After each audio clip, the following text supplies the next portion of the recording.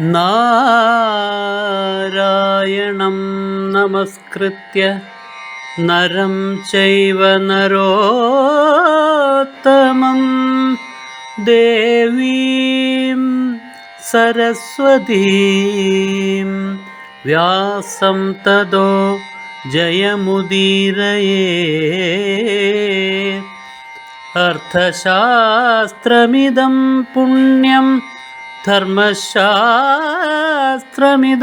പരം മോക്ഷശാസ്ത്രമിദം പ്രോക്തം വ്യാസേനാമിതബുദ്ധിനാ.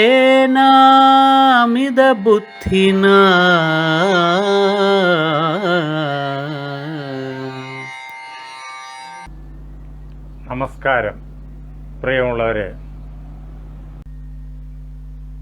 ഭഗവത്ഗീതയുടെ 16-ാമത് അധ്യായം ദൈവാസുര സമ്പദ് വിഭാഗ യോഗം.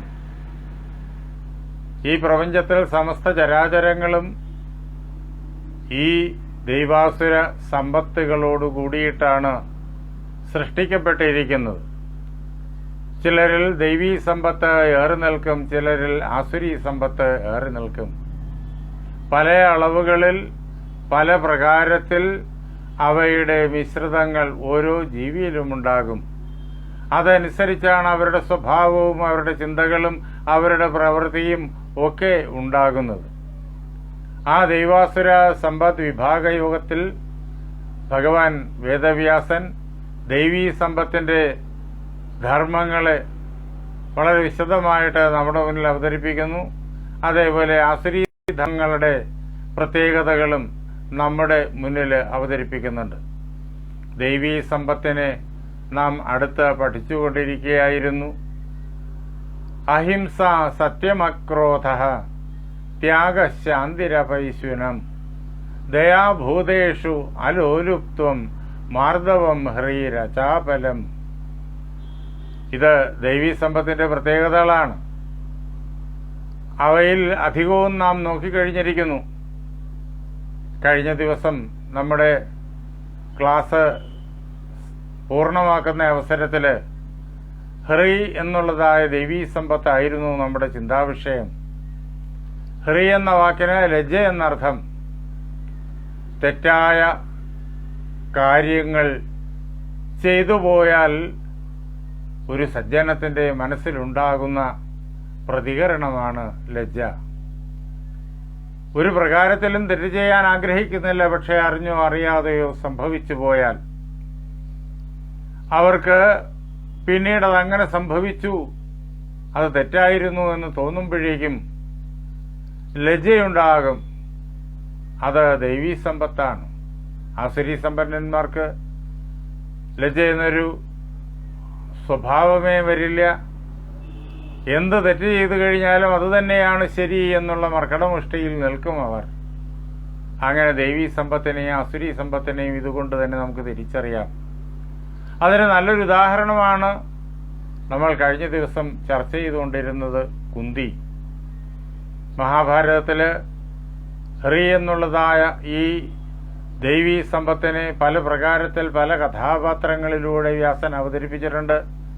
ഓരോ കഥാപാത്രവും ഓരോ പ്രകാരത്തിലുള്ള സ്വഭാവത്തോടു കൂടിയവരാണ്. അതത് സ്വഭാവത്തിലുള്ള ആളുകൾ ഓരോരോ സന്ദർഭങ്ങളിൽ എങ്ങനെ പ്രതികരിക്കുമെന്ന് കാണിക്കാനാണ് അങ്ങനെ അനേകം സന്ദർഭങ്ങൾ, അനേകം ഉദാഹരണങ്ങൾ അദ്ദേഹം നമ്മുടെ മുന്നിൽ നിബന്ധിച്ചു വച്ചത്.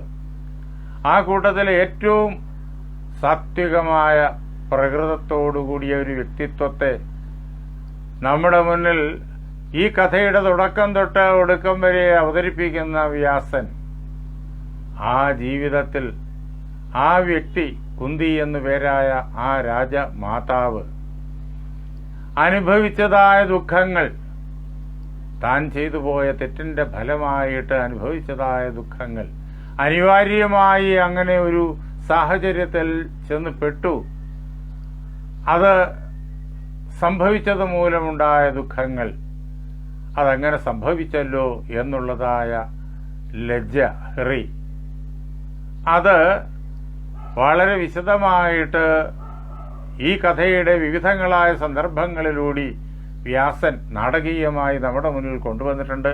അതിൻ്റെ എല്ലാം പൂർണ്ണതയായിട്ട് ഈ മഹാഭാരതത്തിൻ്റെ ഏതാണ്ട് അവസാനത്തെ ഭാഗത്തോട് അടുത്തു വരുന്ന ആശ്രമവാസിക പർവം, പിന്നെ മഹാപ്രസ്ഥാനികവും അതേപോലെ തന്നെ പിന്നെ മൗസലവും മഹാപ്രസ്ഥാനികവും സ്വർഗാരോഹണവും മാത്രമേ അവശേഷിച്ചിരിപ്പുള്ളൂ. അങ്ങനെ ആ ആശ്രമവാസിക പർവത്തിൽ കുന്തിയുടെ വാക്കുകളിൽ കൂടി തന്നെ വ്യാസഭഗവാൻ ചിത്രീകരിക്കുന്നു. ധൃതരാഷ്ട്രൻ തന്റെ പത്നിയായ ഗാന്ധാരിയോടൊപ്പം കാനനത്തിൽ തപസ്സിനു വേണ്ടിയിട്ട് പോകുന്ന അവസരത്തിൽ, അതാണ് ആശ്രമവാസിക പർവത്തിന്റെ മുഖ്യ പ്രമേയം, അവരെ ശുശ്രൂഷിക്കാനായിട്ട് കുന്തിയും കൂടെ ചെന്നു. അവർക്കെല്ലാവർക്കും പല പ്രകാരത്തിലുള്ളതായ ദുഃഖങ്ങളെയുള്ളൂ. വിശേഷിച്ചും ധൃതരാഷ്ട്രനും ഗാന്ധാരിക്കും കുന്തിക്കുമുണ്ട് ദുഃഖങ്ങൾ. അത് ഏറ്റവും കൂടുതൽ ബന്ധപ്പെട്ട് നിൽക്കുന്നത് കർണനുമായി ചേർന്നിട്ടാണ്.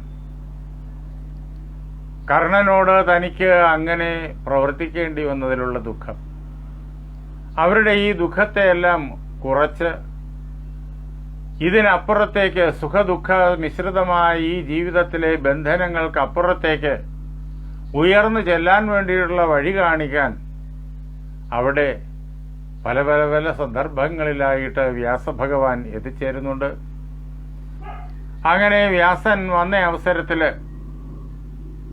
അവരെല്ലാവരും അവരുടെ ദുഃഖങ്ങൾ വ്യാസന്റെ മുന്നിൽ അവതരിപ്പിക്കുന്നു. വ്യാസൻ അതിന് സമാധാനം ഉടനെ തന്നെ കൃത്യമായി നൽകുന്നു. അങ്ങനെയുള്ളൊരു സംഭാഷണത്തിന്റെ തുടർച്ചയായിട്ട് ഗാന്ധാരി വ്യാസനോട് പറയുന്നു, അല്ലയോ ഭഗവാനെ, തവ പ്രസാദാത് ഭഗവൻ വിശോകോയം മഹീപതി യഥാസ്യാത് ഭവിതാചാഹം കുന്ദീചേയം വധുസ്തവ. അല്ലയോ ഭഗവാനെ, അങ്ങ് ഞങ്ങളിൽ പ്രസാദിക്കണം, ഞങ്ങളെ അനുഗ്രഹിക്കണം. എന്നിട്ട് ആ അനുഗ്രഹങ്ങളെല്ലാം അങ്ങയുടെ വാക്കുകളിലൂടെ ഞങ്ങളിലേക്ക് വരണം. ഏതനുഗ്രഹത്താലാണോ ഈ മഹാരാജാവ് അദ്ദേഹത്തിന്റെ ദുഃഖങ്ങളിൽ നിന്നെല്ലാം വിമുക്തനായി തീരുക, അതേപോലെ തന്നെ ഞാൻ എങ്ങനെയാണോ എന്റെ ദുഃഖങ്ങളിൽ നിന്നിട്ട് വിമുക്തയായി തീരുക, അതേപോലെ അങ്ങയുടെ പുത്രവധുവായിരിക്കുന്ന ഈ കുന്തിയുടെ ദുഃഖങ്ങളിൽ നിന്നെല്ലാം എങ്ങനെയാണ് വിമുക്തയായി തീരുക, അതിനുള്ളതായ വാക്കുകൾ, അതിനുള്ളതായ ഉപദേശങ്ങൾ അല്ലയോ ഭഗവാനെ അങ്ങ് നൽകിയാലും എന്ന് ഗാന്ധാരി ഒരു ഘട്ടത്തിൽ പറയുമ്പോൾ അടുത്ത് കേട്ടുകൊണ്ട് ധൃതരാഷ്ട്രനും അതേപോലെ കുന്തിയുമുണ്ട്. കുന്തിയുടെ മനസ്സിൽ കർണനെ കുറിച്ചുള്ളതായ ആ ദുഃഖതപ്തമായ ചിന്തകൾ, എപ്പോഴും കുന്തിയുടെ മനസ്സിനെ വേദനിപ്പിക്കുന്നതായ ചിന്തകൾ അതിശക്തമായിട്ട് ഉയർന്നു വന്നു. ഇത്യുക്തവത്യം ഗാന്ധാരിയം കുന്തി വ്രതകർശാനന. ഗാന്ധാരി ഇങ്ങനെ പറയുമ്പോൾ സുദീർഘമായ കാലമായിട്ട് വ്രതങ്ങൾ ഒന്നിനു പിറകെ ഒന്നായി അനുഷ്ഠിച്ച് ശരീരമെല്ലാം ക്ഷീണിച്ച് മുഖവും ശോഷിച്ച് അങ്ങനെ ഇരിക്കുന്ന കുന്തി തന്റെ പുത്രനെക്കുറിച്ച് ഓർത്തു. പ്രച്ഛന്നജാതം പുത്രൻ തം സസ്മാര ആദിത്യസന്നിഭം. താൻ ആരും അറിയരുത് എന്ന് കരുതിയിരുന്നതായ ആ വൃത്താന്തം ഓർത്തു. തനിക്ക് ആരും അറിയാതെ തന്നെ രഹസ്യത്തിൽ ഉണ്ടായതായ പുത്രൻ, കർണൻ എന്നു പേരായ പുത്രൻ, ആദിത്യസന്നിഭം, സൂര്യന് സമാനമായിട്ടുള്ള തേജസ്സോടുകൂടിയ, സൂര്യനെപ്പോലെ കീർത്തിമത്തായിട്ടുള്ള ഒരു വലിയ കഥയോടുകൂടിയ, അതുകൊണ്ട് തന്നെ ലോകം എക്കാലവും സ്മരിക്കുന്ന തന്റെ ആ പുത്രനെ, ആ കർണനെ പെട്ടെന്ന് കുന്തി വളരെ ദുഃഖത്തോടുകൂടിയിട്ട് ഓർമ്മിച്ചു. ആ ദുഃഖം എന്നും കുന്തിയെ വേദനിപ്പിക്കുന്നു. അതിനുള്ള പരിഹാരം ഇപ്പോൾ ഭഗവാനിൽ നിന്നിട്ട് കാണണം. താൻ കർണനോട് ചെയ്തത് അനിവാര്യമായ സാഹചര്യങ്ങളിലാണെങ്കിലും വലിയൊരു തെറ്റാണ് എന്നുള്ളതായ തോന്നൽ നിരന്തരം കുന്തിയെ വേട്ടയാടുന്നുണ്ട്. അതുകൊണ്ട് കുന്തി അത് ഓർത്തു, അത് വ്യാസനോട് ചോദിക്കണമെന്ന് ആഗ്രഹിച്ചു. കുന്തിയുടെ മനസ്സിലുള്ളതായി ഈ വിചാരങ്ങൾ വ്യാസന് ഉടനെ തന്നെ മനസ്സിലാവുകയും ചെയ്തു. താമഋഷിർ വരദോ വ്യാസോ ദൂരശ്രവണദർശന അപശ്യ ദുഃഖിതാം ദേവീം മാതരം സവ്യസാചന. വ്യാസഭഗവാൻ അദ്ദേഹം എല്ലാറ്റിൻ്റെയും ഹൃദയം അറിയുന്നയാളാണ്. ഏതൊരു വ്യക്തിയുടെയും ഉള്ളിലിരിക്കുന്നതായ ചിന്തകളെ, വിചാരങ്ങളെ, വികാരങ്ങളെ അദ്ദേഹം നന്നായി അറിയും. വാക്കുകൾ കൊണ്ട് അദ്ദേഹത്തോട് പറയണമെന്നില്ല. ഇല്ലാതെ തന്നെ അദ്ദേഹത്തിന് ആ വ്യക്തിയുടെ മുഖം കാണുമ്പോഴേക്കും മനസ്സ് പകലുപോലെ വ്യക്തമായി തീരും. അങ്ങനെയുള്ള ആ വ്യാസഭഗവാൻ തിരിച്ചറിഞ്ഞു കുന്തി വളരെയേറെ ദുഃഖിതയാണ് എന്ന്. ആ ദുഃഖത്തിന്റെ കാരണവും അദ്ദേഹത്തിനറിയാം. യഥാർത്ഥത്തിൽ കുന്തി ദുഃഖിക്കാൻ അർഹയാണോ എന്ന് ചോദിച്ചു കഴിഞ്ഞാൽ അല്ല. കാരണം സകല സൗഭാഗ്യങ്ങളും ഉള്ളവളാണ് കുന്തി. സവ്യസാചിയുടെ അമ്മയാണ് കുന്തി. മാതരം സവ്യസാചീനം എന്ന് തന്നെ വ്യാസൻ അവിടെ കുന്തി എന്ന് പറയുന്നതിന് പകരം വ്യക്തമാക്കിയിരിക്കുന്നു. സവ്യസാചി അർജുനൻ, ഈ ലോകത്തിൽ ഏറ്റവും കീർത്തിമാനായിരിക്കുന്ന വില്ലാളി വീരൻ. അദ്ദേഹത്തെ ലോകം ആദരിക്കുന്നു. അങ്ങനെയുള്ളതായ ആ അർജുനന്റെ മാതാവ് എങ്ങനെയാണ് ദുഃഖിക്കേണ്ടത്? എന്തിനാണ് ദുഃഖിക്കേണ്ടത്? സാധാരണ രീതിയിൽ നോക്കിക്കഴിഞ്ഞാൽ അതിന് യാതൊരു കാരണവുമില്ല. പക്ഷേ പരഹൃദയജ്ഞാനമുള്ളവനായ വ്യാസന് അത് മനസ്സിലാകും. വ്യാസൻ കുന്തി ദുഃഖിതയാണ് എന്ന് കണ്ടു. അപ്പോഴേക്കും കുന്തിയെ കൊണ്ട് അത് പറയിക്കണം. വ്യാസൻ പറഞ്ഞു, താമുവാച തതോ വ്യാസോ യത്തേ കാര്യം വിവക്ഷിതം. കുന്തിയോട് ഉടനെ തന്നെ വ്യാസൻ ആ കുന്തിയുടെ ചിന്തകൾ അറിഞ്ഞിട്ട് കുന്തിയോട് പറഞ്ഞു, അല്ലയോ ദേവി, എന്താണ് അങ്ങയുടെ ഉള്ളിലുള്ളതായ ആ ചിന്തകൾ?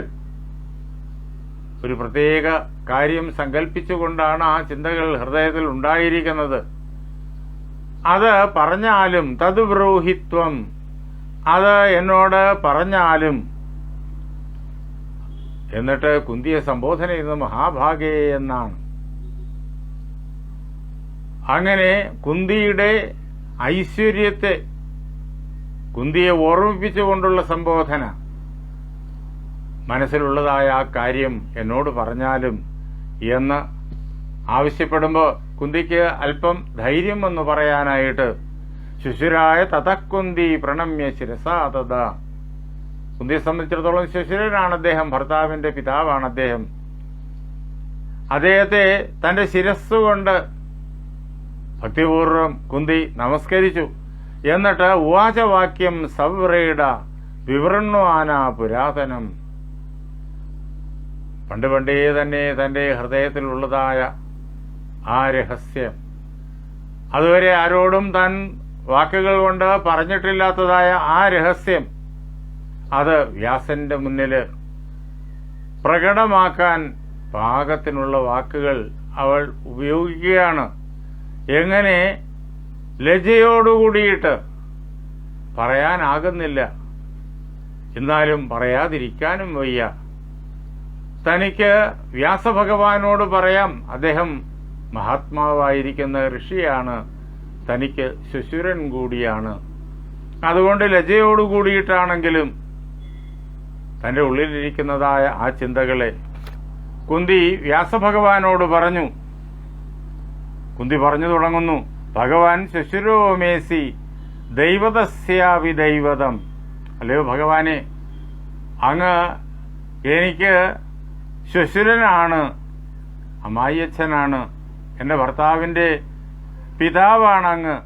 അതുകൊണ്ട് എനിക്ക് അങ്ങേയറ്റം ആദരണീയനാണ്.